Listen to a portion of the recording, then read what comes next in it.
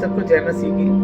मेरे प्रियो, आज जो मनन के लिए वचन है वो मत्ती रचित सुसमाचार उसका 5 अध्याय उसकी 13वीं आयत है। और यहाँ पर लिखा हुआ है कि तुम पृथ्वी के नमक हो, परंतु यदि नमक का स्वाद बिगड़ जाए तो वो फिर किस वस्तु से नमकीन किया जाएगा? फिर वह किसी काम का नहीं, केवल इसके कि वह बाहर फेंका जाए और मनुष्य के पैरों तले रौंदा जाए।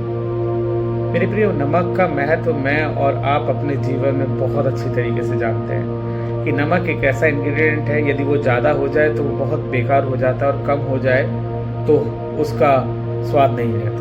यदि कम हो जाता है खाने में तो हम ऊपर से नमक डाल करके उस खाने को स्वादिष्ट बनाते हैं, और यदि ज़्यादा हो जाए तो फिर हम उसे कड़वा है और बेस्वाद है कह करके साइड रख देते हैं और वो खाना फेंका जाता है। मेरे प्रिय, प्रभु यीशु मसीह ने मेरी और आपकी तुलना भी उस नमक से की है, इसलिए कि प्रभु यीशु मसीह ने मुझे और आपको किसी उद्देश्य से बनाया, किसी उद्देश्य के तहत रचा है।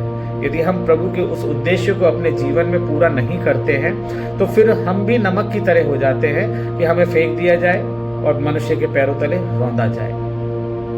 मैं और आप परमेश्वर के उस उद्देश्य को अपने जीवन में किस तरीके से पूरा कर रहे हैं, अपने आप को जांचें और देखें कि प्रभु जिस आज्ञा के तहत, जिस उद्देश्य से आपने मुझे बनाया है, वो मेरे जीवन में पूरा हो रहा है कि नहीं। मैं उस नमक से, यदि आपने मेरी तुलना की है, तो मैं उस नमक के स्वाद को नमकीन बना रहा हूँ या कड़वा?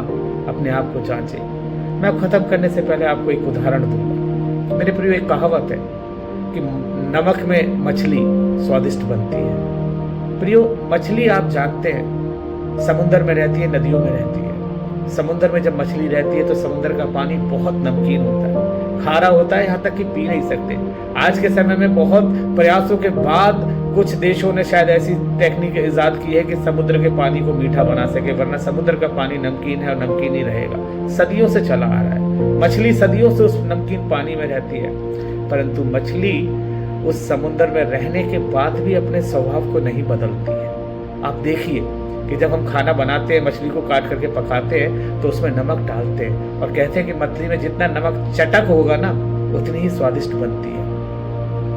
जब मछली समुद्र में पूरे जीवन रहने के बाद अपना स्वभाव नहीं बदल सकती, तो मैं और आप इस पृथ्वी पर रह करके अपना स्वभाव क्यों बदल दें? कैसे बदल दें? क्योंकि प्रभु ने हमें एक उद्देश्य से भेजा है, एक उद्देश्य के तहत बनाया है, एक उद्देश्य के तहत रचा है। हम उस उद्देश्य को प्रभु की प्रमुख आज्ञाओं में पूर्ण करें, जो उसकी महाआज्ञा है, ग्रेट कमीशन है, उसको फुलफिल करें और प्रभु को महिमा दें। हमारे जीवन से प्रभु को महिमा मिले। इस वचनों से सीखें, मछली के उदाहरण से सीखें कि प्रभु हमारे जीवन से क्या चाहता है। प्रभु हम सबको आशीष दे।